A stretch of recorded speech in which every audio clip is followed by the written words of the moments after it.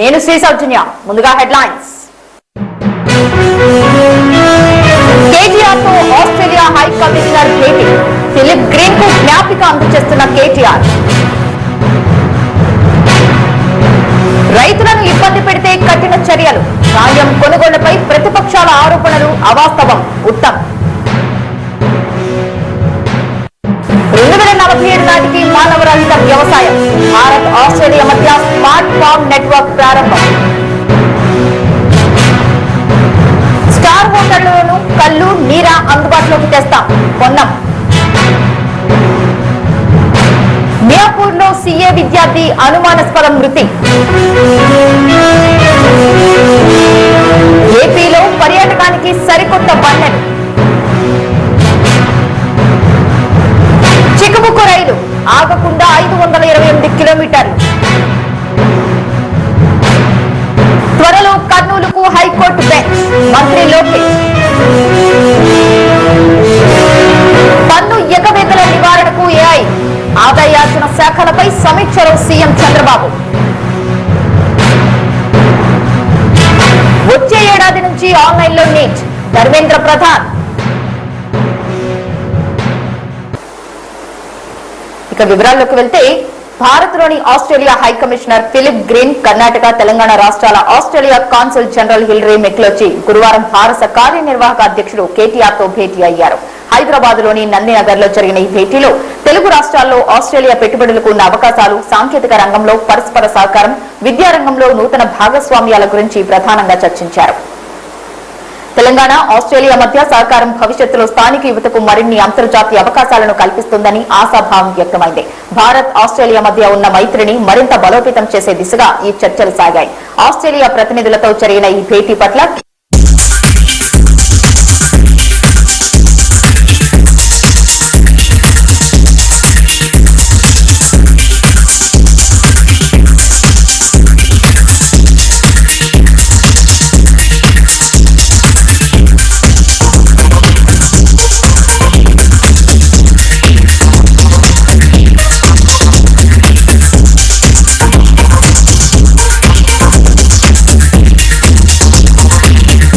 అన్నదాతలను ఇబ్బంది పెట్టే వారిపై కఠిన చర్యలు తీసుకుంటామని పౌర సరఫరాల శాఖ మంత్రి ఉత్తమ్ కుమార్ రెడ్డి హెచ్చరించారు. లారీ డ్రైవర్లు లంచం అడుగుతున్నారని, మిల్లర్లు తాలు పేరిట కోత పెడుతున్నారని రైతులు చెబుతున్నారని, వడ్ల సేకరణ సజావుగా జరిగేలా కలెక్టర్లు చూడాలని ఆదేశించారు. ధాన్యం కొనుగోళ్లలో నెలకొన్న సమస్యలు అధిగమించడానికి తీసుకోవాల్సిన చర్యలపై అధికారులకు దిశానిర్దేశం చేయడానికి ఉత్తమ్ గురువారం సహచర మంత్రులతో కలిసి వివిధ జిల్లాల్లో పర్యటించారు. రెవెన్యూ శాఖ మంత్రి పొంగులేటి శ్రీనివాసరెడ్డితో కలిసి ఖమ్మం జిల్లా కూసుమంచి మండలం పాలేరులోని ధాన్యం కొనుగోలు కేంద్రాన్ని సందర్శించి రైతుల సమస్యలు తెలుసుకున్నారు. ఖమ్మం, భద్రాద్రి కలెక్టర్లతో సమావేశమై సమీక్షించారు. నల్గొండ జిల్లా చెట్ల చెన్నారం కొనుగోలు కేంద్రంతో పాటు బాలాజీ రైస్ మిల్లును మంత్రులు అడ్లూరి లక్ష్మణ్ కుమార్, కోమటిరెడ్డి వెంకటరెడ్డిలతో కలిసి ఉత్తమ్ పరిశీలించారు. ఈ సందర్భంగా ఉత్తమ్ మాట్లాడుతూ, ఇంత భారీ స్థాయిలో ధాన్యం ఉత్పత్తి కావడం, ప్రభుత్వం కోట్ల రూపాయలు వెచ్చించి కొనుగోళ్లు జరపడం దేశ చరిత్రలో తెలంగాణలో మాత్రమే జరుగుతోందని వివరించారు. ధాన్యం కొనుగోళ్లు సేకరణ విషయాల్లో ప్రతిపక్షాలు చేస్తున్న ఆరోపణలు పూర్తిగా అవాస్తవాలన్నారు. రాష్ట్రంలో యాసంగిలో 62 లక్షల ఎకరాల్లో వరి సాగవుగా 141 లక్షల టన్నుల దిగుబడి వచ్చిందని, ఇందులో 80 నుంచి 90 లక్షల టన్నులు కొనేందుకు 22,000 కోట్ల రూపాయలు వెచ్చిస్తున్నామని చెప్పారు. రాబోయే 15 రోజుల్లో కొనుగోలు కేంద్రాల నుంచి మిల్లులకు ధాన్యం తరలించేందుకు అధిక శాతం లారీలు, డీసీఎంలను వినియోగించాలని స్పష్టం చేశారు. ధాన్యం కొనుగోలు విషయంలో మా ప్రభుత్వం రాష్ట్రంలో 8,575 ప్యాడీ ప్రొక్యూర్మెంట్ సెంటర్స్ ఓపెన్ చేయడం జరిగింది. చివరి ప్రొక్యూర్మెంట్ సెంటర్ లో చివరి గింజ కొనుగోలు చేసే వరకు వరి రైతులందరికీ న్యాయం చేయడానికి మా ప్రభుత్వం కమిట్మెంట్ తో, సిన్సియరిటీతో మేము ముందుకు పోతున్నాము. పండించిన వరి ధాన్యంలో 80 నుంచి 90 లక్షల మెట్రిక్ టన్నులు కొనుగోలు చేయబోతున్నాము. ఇంతవరకు 32 లక్షల మెట్రిక్ టన్నులు కొనుగోలు చేయడం జరిగింది. ఈ ప్యాడీ ప్రొక్యూర్మెంట్ లో ఎక్కడెక్కడ లోపాలుగా తప్పనిసరిగా అది సరి చేసి సంతృప్తికరంగా పూర్తి చేస్తామని చెప్పి తెలంగాణ వరి రైతులకి మాటిస్తున్నాం. ఎక్కడా రైతన్నులకు ఇబ్బంది కలగకుండా, అన్ఎక్స్పెక్టెడ్ గా వర్షాలు వచ్చి ధాన్యానికి ఏదైనా డ్యామేజ్ అయినా ఆ ధాన్యం కూడా కొనే దాంట్లో కూడా ఈ ప్రభుత్వానికి ఒక క్లారిటీ ఉంది. తాను చెత్త ఉందని 5-6 కేజీలు కట్ చేస్తానన్నారు. దాని మీద ఆల్రెడీ కమిషనర్ గారికి ఆదేశాలు ఇచ్చారు. అటువంటి బిల్లుల్ని అవసరమైతే సీజ్ చేసి కఠిన చర్యలు తీసుకోవడానికి కూడా వెనకడుగు వేయొద్దని ఆల్రెడీ ఆదేశాలు ఇచ్చారు. భారత్ ఆస్ట్రేలియా దేశాల పరస్పర సహకారంతో తెలంగాణలోని ఆచార్య జయశంకర్ రాష్ట్ర వ్యవసాయ విశ్వవిద్యాలయం కేంద్రంగా 2047 నాటికి మానవరహిత వ్యవసాయ విధానాన్ని చేపట్టేందుకు ఉద్దేశించిన స్మార్ట్ ఫార్మ్ నెట్వర్క్ గురువారం ప్రారంభమైంది. ఈ ప్రాజెక్టు అమలుకు తెలంగాణ అగ్రివర్సిటీ, హైదరాబాద్ పరిశోధన ఆవిష్కరణల కేంద్రం, ఆస్ట్రేలియాలోని Charles Sturt varsity, Bengaluru science technology cluster సంస్థల మధ్య ఒప్పందం కుదిరింది. ఈ సందర్భంగా భారత్ లో Australia high commissioner Philip Green, అగ్రివర్సిటీ వీసీ జానయ్య మాట్లాడుతూ మానవరహిత వ్యవసాయం సంకల్పంతో సాగే ఈ ప్రాజెక్టులో భారత్, ఆస్ట్రేలియాలకు చెందిన ప్రభుత్వ పరిశోధన సంస్థలు, విశ్వవిద్యాలయాలు, అంకురాలు, పరిశ్రమలు భాగస్వాములుగా ఉంటాయి. సంయుక్త పరిశోధనలు, పైలట్ ప్రాజెక్టులు, సాంకేతిక పరిజ్ఞాన మార్పిడి, నైపుణ్యాభివృద్ధి కార్యక్రమాలు చేపడతాం. వ్యవసాయ సాంకేతికతలు, వాతావరణ అనుకూల వ్యవసాయ విధానాలు, సంయుక్త ఆవిష్కరణలను ప్రోత్సహిస్తామని వారు తెలిపారు. కార్యక్రమంలో భారత ప్రభుత్వ ప్రధాన సలహాదారు కార్యాలయం ముఖ్య శాస్త్రవేత్త Vishal Chaudhary, Charles Sturt varsity VC Michael Friend, RICH CEO Pimpali, బెంగళూరులోని Australian consulate general Hilary McGeachy, Bengaluru science technology cluster CEO Anantharaman, అగ్రివర్సిటీ రిజిస్ట్రార్ విద్యాసాగర్, పరిశోధన సంచాలకుడు బలరాం తదితరులు పాల్గొన్నారు. తెలంగాణ సంస్కృతిలో అంతర్భాగమైన తాటికల్లు, నీరాకు పూర్వ వైభవం తీసుకువచ్చేందుకు ప్రభుత్వం కృతనిశ్చయంతో ఉందని రవాణా, బీసీ సంక్షేమ శాఖల మంత్రి పొన్నం ప్రభాకర్ తెలిపారు. రాష్ట్రంలోని అన్ని ప్రభుత్వ నర్సరీల్లో తాటి, ఈత మొక్కల పెంపకాన్ని ప్రోత్సహిస్తామని, హైదరాబాద్ లోని ప్రధాన 5 నక్షత్రాల హోటళ్లలోనూ స్వచ్ఛమైన కల్లు, నీరా అందుబాటులో ఉంచేలా కృషి చేస్తానని హామీ ఇచ్చారు. సోమాజిగూడ ప్రెస్ క్లబ్ లో నిర్వహించిన మీడియా సమావేశంలో మాజీ మంత్రి వి శ్రీనివాస్ గౌడ్, మాజీ MP doctor Boora Narsaiah Goud, MLC Goreti వెంకన్నలతో కలిసి మంత్రి మాట్లాడారు. తాటికల్లు ప్రకృతి ప్రసాదించిన ఔషధం. ఇలాంటి సహజ సిద్ధ పానీయాలపై ప్రజల్లో ఉన్న అపోహలను తొలగించాల్సిన అవసరం ఉంది. నర్సరీల ద్వారా తాటి, ఈత మొక్కల పంపిణీ చేపట్టి భవిష్యత్తులో తాటి వనాల పెంపకానికి ప్రాధాన్యమిస్తాం. తాటికల్లు గీత కార్మికులను ప్రోత్సహించడం, గౌరవించాలనే ఉద్దేశంతో చిలుకూరు సమీపంలోని ఎక్స్పీరియం పార్కులో ఈ నెల 24న తాటి మేళ పేరుతో మ్యాజిక్ ఫెస్టివల్ ని నిర్వహిస్తున్నారు. అక్కడ 250 రకాల తాటి మొక్కలను నాటారు అని మంత్రి పొన్నం వివరించారు. మాజీ మంత్రి వి శ్రీనివాస్ గౌడ్ మాట్లాడుతూ కల్లును రాష్ట్ర పానీయంగా గుర్తించాలని మంత్రిని కోరారు. కార్యక్రమంలో ఎక్స్పీరియం పార్క్ చైర్మన్ రామ్దేవరావు తదితరులు పాల్గొన్నారు.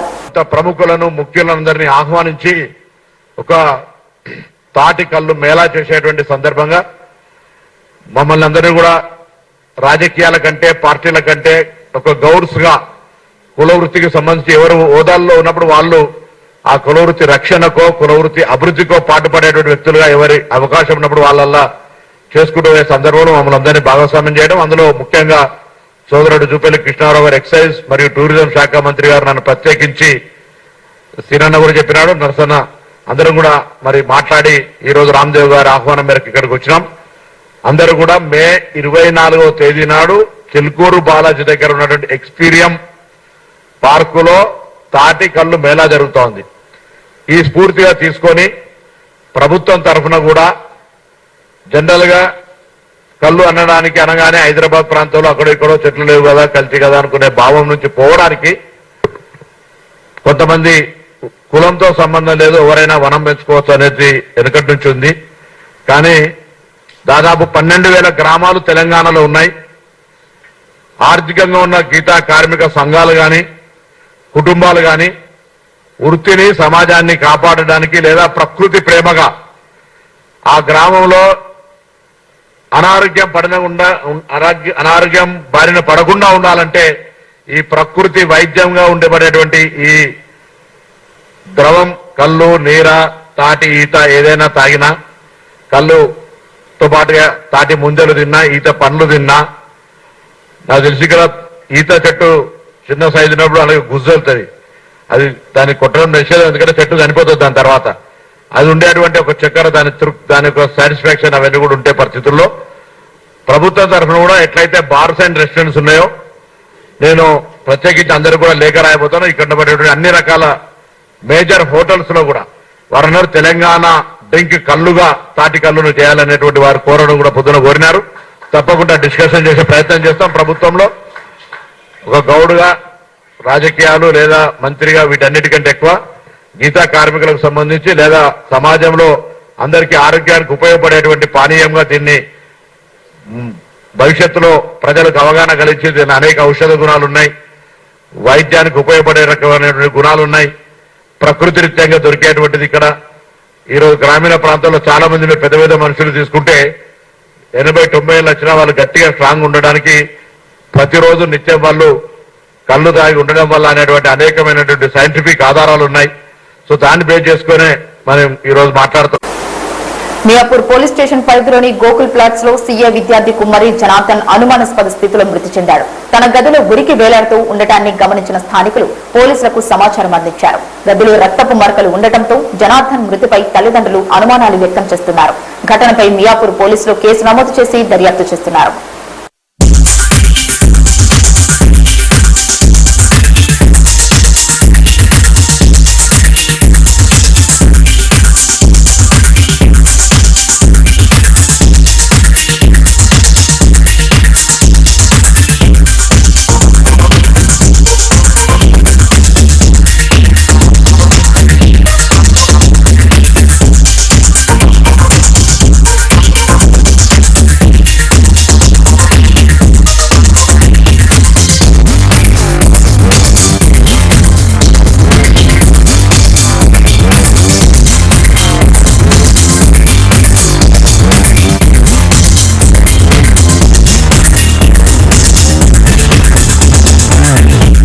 ప్రకృతి సోయగానికి నిలువుటద్దం పట్టే కొండ కోనలు, సహజ సిద్ధ జలపాతాలు, నదుల పరవళ్లు, విశాల సముద్ర తీరం, ప్రఖ్యాత పుణ్యక్షేత్రాలు, వైభవాన్ని చాటి చారిత్రక ప్రదేశాలు, వారసత్వానికి ప్రతీకైన కోటలు, ఇలాంటి విభిన్నమైన పర్యాటక ప్రాంతాల సమాహారం ఆంధ్రప్రదేశ్.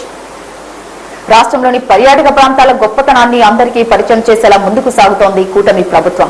ఈ రంగాన్ని ఆదాయ వనరుగా మార్చుకోవడంపై పూర్తి స్థాయిలో దృష్టి సారించింది. పెట్టుబడుల ఆకర్షణ, కొత్త ప్రాంతాలకు ప్రాచుర్యం, మౌలిక వసతుల కల్పన ద్వారా పర్యాటక శాఖ ముందుకు సాగుతోంది. ప్రాంతాల వారీగా ప్రత్యేకంగా పండుగలు, కార్యక్రమాలు నిర్వహిస్తూ దేశ విదేశీ పర్యాటకులను ఆకట్టుకునేలా ప్రణాళికలు సిద్ధం చేస్తోంది.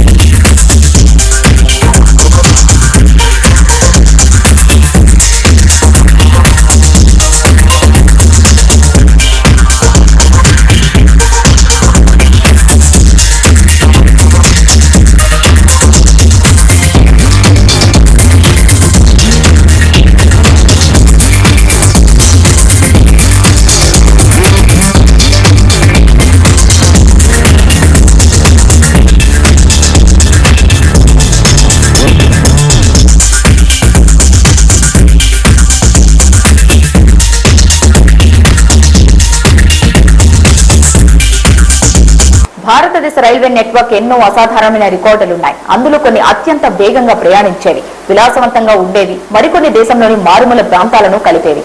అయితే దేశంలోని ఓ రైలు మాత్రం ఏకధాటిగా అత్యంత దూరం ప్రయాణించడం గమనార్హం. అదే త్రివేంద్రం హజరత్ నిజాముద్దీన్ రాజధాని ఎక్స్ప్రెస్.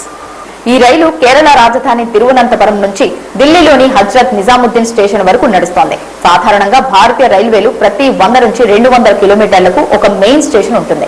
అక్కడ ఖచ్చితంగా రైళ్లు ఆగాల్సి ఉంటుంది. కానీ ఈ రైలు రాజస్థాన్ లోని కోటాలో బయలుదేరి గుజరాత్ లోని వడోదర వరకు మధ్యలో ఒక్క సిగ్నల్ దగ్గర కూడా ఆగదు. ఈ స్టేషన్ల మధ్య దూరం దాదాపు 528 కిలోమీటర్లు నాన్ స్టాప్ గా ప్రయాణిస్తోంది. ఈ మొత్తం దూరాన్ని దాదాపు 6 గంటల్లోనే పూర్తి చేయడం గమనార్హం. దీంతో భారత్ లో అత్యంత దూరం నాన్ స్టాప్ గా ప్రయాణించే రైలుగా ఇది రికార్డు నెలకొల్పింది. కాగా ఇంతకు ముందు వరకు ముంబై రాజధాని ఎక్స్ప్రెస్ కు నాన్ స్టాప్ గా నడిచే రైలుగా రికార్డుంది. ఇది ఢిల్లీ నుంచి కోటా మధ్య దాదాపు 465 కిలోమీటర్లు ఆగకుండా ప్రయాణిస్తోంది. ఈ రికార్డ్ ని త్రివేంద్రం హజరత్ నిజాముద్దీన్ రాజధాని ఎక్స్ప్రెస్ బద్దలు కొట్టింది.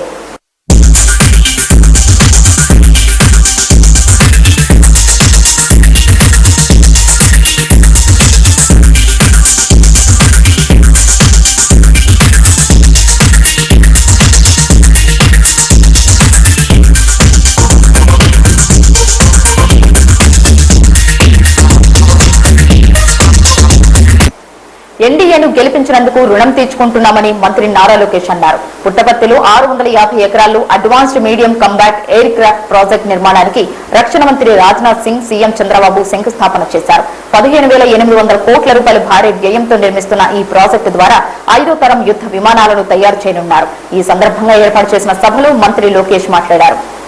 కరువు నేలపై కార్లు తయారీ పరిశ్రమలు తీసుకొచ్చిన 3 అక్షరాల వ్యక్తి సిబిఎన్. ఫైటర్ జెట్లు తయారీ పరిశ్రమలు ఈ ప్రాంతానికి తెచ్చిన వ్యక్తి సిబిఎన్. ఒకప్పుడు పుట్టపర్తిలో కనీసం 100 ఇళ్లు కూడా లేవు. ఇప్పుడు ప్రపంచానికి అద్భుత ఆధ్యాత్మిక కేంద్రంగా పుట్టపర్తి మారింది. 1991లో సత్యసాయిబాబా ఎయిర్పోర్ట్ నిర్మిస్తుంటే చాలా మంది ఆశ్చర్యపోయారు. సత్యసాయిబాబా విజన్ ను ఇప్పుడు చూస్తున్నాం. డబుల్ ఇంజిన్ బుల్లెట్ ట్రైన్ సర్కార్ వల్లే రాష్ట్రానికి మరిన్ని ప్రయోజనాలు. దేశంలో నమో అంటే నరేంద్ర మోదీ, ఏపీలో నాయుడు మోదీ జోడీ ప్రధాని మోదీ, రాజ్నాథ్ సింగ్, చంద్రబాబు ముగ్గురికి 75 ఏళ్లైనా 25 ఏళ్ల కుర్రాళ్లా పనిచేస్తున్నారు. రాష్ట్రంలో పెట్టుబడుల వరద కొనసాగుతోంది. త్వరలో కర్నూలులో హైకోర్టు బెంచ్ ఏర్పాటు కాబోతోంది. రాయలసీమ ప్రాంతం మరింత అభివృద్ధి కాబోతోంది. 23 నెలల్లో స్పీడ్ ఆఫ్ డూయింగ్ బిజినెస్ ఏంటో చూపించాం అని లోకేష్ అన్నారు. కార్యక్రమంలో కేంద్ర మంత్రి రామ్మోహన్ నాయుడు, పలువురు రాష్ట్ర మంత్రులు పాల్గొన్నారు. आदरणीय श्री राजनाथ सिंह जी हम दिल से स्वागत करते हैं। आदरणीय मुख्यमंत्री जी श्री चंद्रबाबू नायडू जी, मंत्रीगण, अधिकारियों और मेरे प्रिय सत्यसाई जिला के लोगों को मेरा नमस्कार। ऑपरेशन सिंदूर को 1 साल पूरा हो गया है। हमारा प्रधानमंत्री नरेंद्र मोदी जी ने पाकिस्तान को ऐसे जवाब दिया जिस पर हर भारतीयों को गर्व है। ऑपरेशन सिंदूर की सबसे बड़ी ताकत हमारा आयरन मैन और रक्षा मंत्री आदरणीय श्री राजनाथ सिंह जी रहे हैं। भगवान श्री सत्यसाई जी की पवित्र धरती आज भारत की रक्षा शक्ति का नया केंद्र बन रहा है। भगवान श्री सत्यसाई के पवित्र धरती पर आए ఎర్రచందనంతో విలువ ఆధారిత ఉత్పత్తులు తయారు చేసి మార్కెట్లో విక్రయించడం ద్వారా అధిక ఆదాయం సమకూర్చుకోవాలని ముఖ్యమంత్రి చంద్రబాబు ఆదేశించారు. రాష్ట్రంలో విద్యుత్ వాహనాల వినియోగం పెంచేలా చర్యలు తీసుకోవాలని, సంప్రదాయ వాహనాలను విద్యుత్ వాహనాలుగా మార్చుకునేలా ప్రోత్సహించాలని అన్నారు. ఏఐ టూల్స్ వాడకం ద్వారా ఎక్సైజ్, గనులు, రవాణా శాఖల్లో పన్నుల ఎగువేతలను అరికట్టాలని ఆదేశించారు. సచివాలయంలో గురువారం ఆయన ఆదాయార్జన శాఖలపై సమీక్షించారు. గనులు, ఎక్సైజ్, స్టాంపులు రిజిస్ట్రేషన్, రవాణా తదితర శాఖలు లక్ష్యాలకు అనుగుణంగా పనిచేయాలి. కేంద్రం నుంచి రావాల్సిన నిధులను తెచ్చుకునే ప్రయత్నాలను ముమ్మరం చేయాలి. రాష్ట్ర సొంత రాబడులు పెంచుకోవాలి. 2026-27 ఆర్థిక సంవత్సరానికి 1,27,506 కోట్ల రూపాయల ఆదాయం సాధించేలా పనిచేయాలని చంద్రబాబు స్పష్టం చేశారు. 2025-26లో జీఎస్టీ 33,679 కోట్ల రూపాయలు, గనుల శాఖ ద్వారా 10,300 కోట్ల రూపాయలు, స్టాంపులు, రిజిస్ట్రేషన్ల శాఖ ద్వారా 11,047 కోట్ల రూపాయల ఆదాయం లభించింది. 2024-25తో పోలిస్తే 2025-26లో రాష్ట్ర సొంత రాబడిలో 6% వృద్ధి నమోదైంది. 2024-25 ఆర్థిక సంవత్సరానికి రాష్ట్ర సొంత రాబడులు 1,04,345 కోట్ల రూపాయలు కాగా 2025-26లో 1,10,643 కోట్ల రూపాయల ఆదాయం వచ్చింది అని అధికారులు ఈ సందర్భంగా వివరించారు. నీట్ పేపర్ లీక్ వ్యవహారం సంచలనం సృష్టించింది. దాంతో మే 9న నిర్వహించిన పరీక్షను రద్దు చేసి మళ్లీ జూన్ 21న ఈ పరీక్షను నిర్వహించనున్నట్లు నేషనల్ టెస్టింగ్ ఏజెన్సీ వెల్లడించింది. ఈ నేపథ్యంలో కేంద్ర విద్యాశాఖ మంత్రి ధర్మేంద్ర ప్రధాన్ మీడియాతో మాట్లాడారు. వచ్చే ఏడాది నుంచి నీట్ పరీక్ష ఆన్లైన్ లో నిర్వహిస్తామని వెల్లడించారు. జూన్ 21న నీట్ రీ ఎగ్జామ్ తేదీ ఖరారైంది. నీట్ ప్రశ్నపత్రం లీక్ ఆరోపణలపై విచారణకు ఆదేశించాం.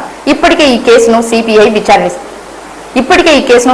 విచారిస్తోంది. బాధ్యులపై కఠిన చర్యలు తీసుకుంటాం. విద్యార్థులకు ఎలాంటి నష్టం కలగకుండా చర్యలు తీసుకుంటున్నాం. వారు నష్టపోకూడదనే పరీక్ష రద్దు చేసి మళ్లీ నిర్వహిస్తున్నాం. విద్యార్థుల భవిష్యత్తు బాగుండేలా చూడటమే మా మొదటి లక్ష్యం. పరీక్ష పారదర్శకంగా నిర్వహించడమే మా ప్రధాన కర్తవ్యం. ఏటా 1 కోటి మందికి ఎన్టీఏ పరీక్షలు నిర్వహిస్తోంది. పేపర్ ఎలా లీక్ అయింది, ఎవరి నుంచి ఎక్కడికి వెళ్లిందన్న పూర్తి వివరాలు బహిర్గతమవుతాయి. ఈసారి ఎలాంటి పరిస్థితుల్లోనూ మాల్ ప్రాక్టీస్ జరగకుండా చూసుకుంటాం. రీటెస్ట్ కోసం విద్యార్థులు నచ్చిన నగరాన్ని ఎంచుకోవడానికి వారం రోజులు గడువిస్తున్నాం. జూన్ 14న అడ్మిట్ కార్డులు విడుదల చేస్తాం. నీట్ కోసం మళ్లీ ఫీజు చెల్లించాల్సిన అవసరం లేదు. సామాజిక మాధ్యమాల్లో చక్కర్లు కొడుతున్న వార్తలు చూసి విద్యార్థులు ఆందోళన చెందొద్దు అని ధర్మేంద్ర ప్రధాన్ అన్నారు. सभी के दायित्व, मेरा भी दायित्व है, सभी राजनीतिक पार्टियों की दायित्व है।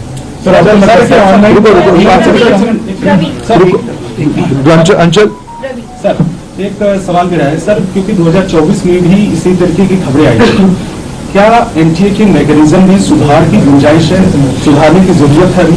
हाँ, निश्चित रूप में एनटीए को और सुधारने की आवश्यकता है, उसको हमने गंभीरता से लिया।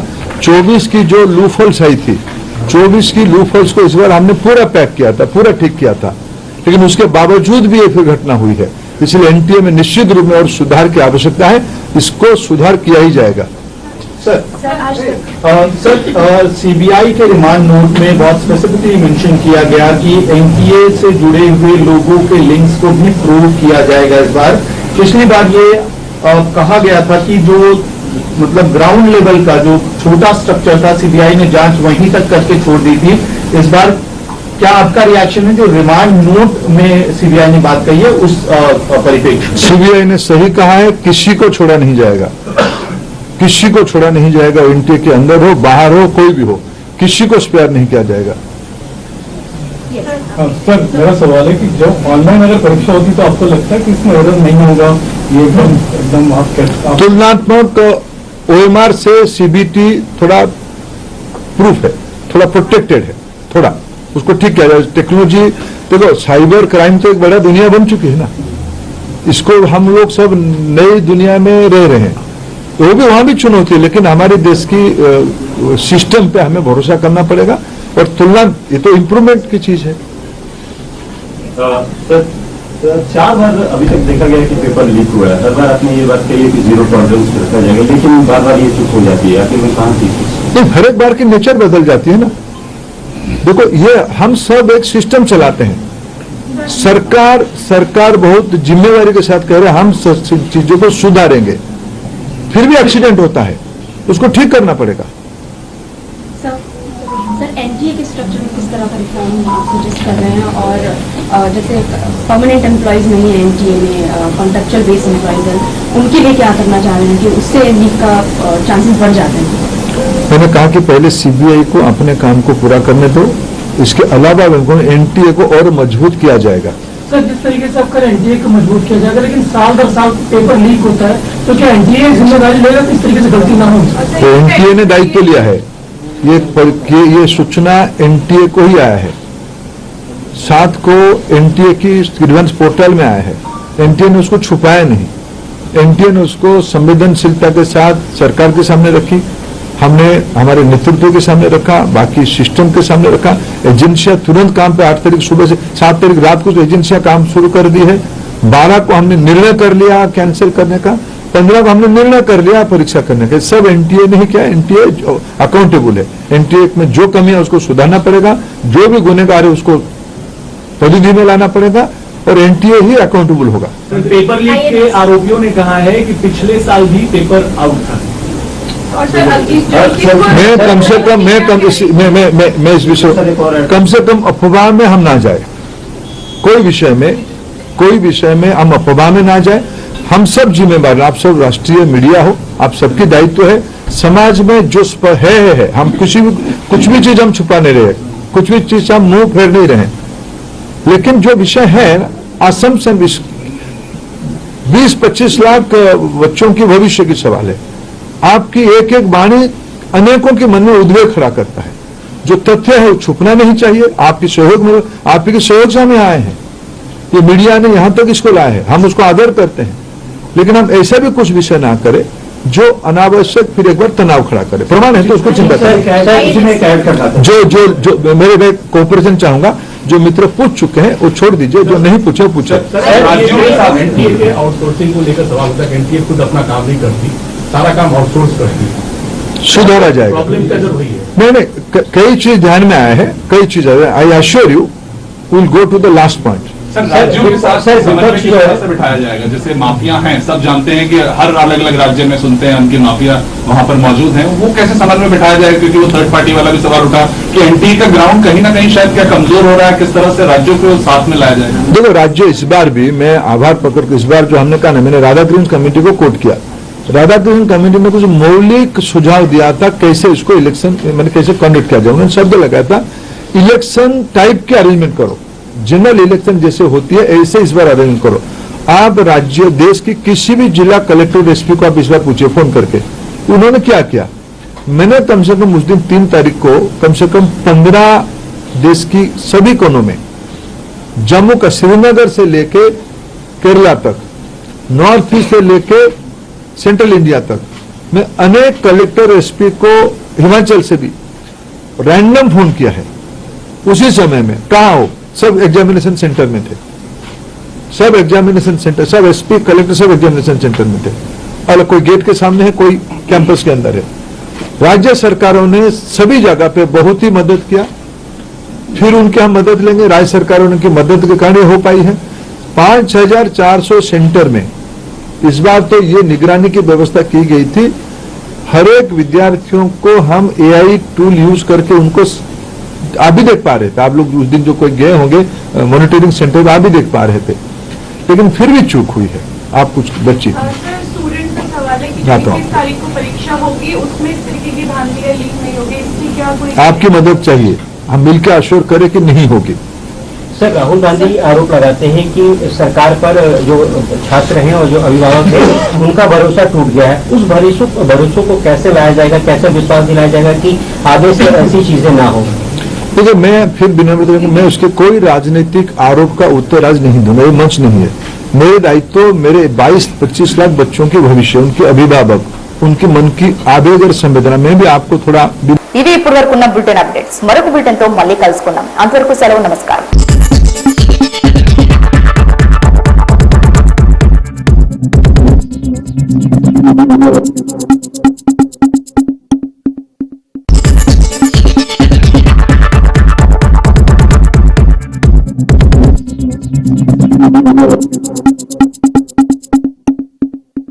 నేను శ్రీ సౌజన్య. ముందుగా హెడ్లైన్స్. కేటీఆర్ తో ఆస్ట్రేలియా హై కమిషనర్ భేటీ, ఫిలిప్ గ్రీన్ కు జ్ఞాపిక అందజేస్తున్న కేటీఆర్. రైతులను ఇబ్బంది పెడితే కఠిన చర్యలు, ధాన్యం కొనుగోళ్లపై ప్రతిపక్షాల ఆరోపణలు అవాస్తవం, ఉత్తమ్. 2047 నాటికి మానవరహిత వ్యవసాయం, భారత్ ఆస్ట్రేలియా మధ్య స్మార్ట్ ఫార్మ్ నెట్వర్క్ ప్రారంభం. స్టార్ హోటళ్లలోనూ కళ్ళు, నీరా అందుబాటులోకి తెస్తాం, పొన్నం. మియాపూర్ లో సీఏ విద్యార్థి అనుమానాస్పద మృతి. ఏపీలో పర్యాటకానికి సరికొత్త బండెలు. చిక్కుబుక్కు రైలు ఆగకుండా 528 కిలోమీటర్లు. త్వరలో కర్నూలుకు హైకోర్టు బెంచ్, మంత్రి లోకేష్. పన్ను ఎగవేతల నివారణకు ఏఐ, ఆదాయార్జన శాఖలపై సమీక్షలో సీఎం చంద్రబాబు. వచ్చే ఏడాది నుంచి ఆన్లైన్లో నీట్, ధర్మేంద్ర ప్రధాన్. ఇక వివరాల్లోకి వెళ్తే, భారత్లోని Australia high commissioner Philip Green Karnataka, Telangana రాష్ట్రాల Australia consul general Hilary McGeachy గురువారం భారత కార్యనిర్వాహక అధ్యక్షుడు కేటీఆర్ తో భేటీ అయ్యారు. హైదరాబాద్ లోని నందినగర్ లో జరిగిన ఈ భేటీలో తెలుగు రాష్ట్రాల్లో ఆస్ట్రేలియా పెట్టుబడులకు ఉన్న అవకాశాలు, సాంకేతిక రంగంలో పరస్పర సహకారం, విద్యారంగంలో నూతన భాగస్వామ్యాల గురించి ప్రధానంగా చర్చించారు. తెలంగాణ, ఆస్ట్రేలియా మధ్య సహకారం భవిష్యత్తులో స్థానిక యువతకు మరిన్ని అంతర్జాతీయ అవకాశాలను కల్పిస్తుందని ఆశాభావం వ్యక్తమైంది. భారత్, ఆస్ట్రేలియా మధ్య ఉన్న మైత్రిని మరింత బలోపేతం చేసే దిశగా ఈ చర్చలు సాగాయి. ఆస్ట్రేలియా ప్రతినిధులతో జరిగిన ఈ భేటీ పట్ల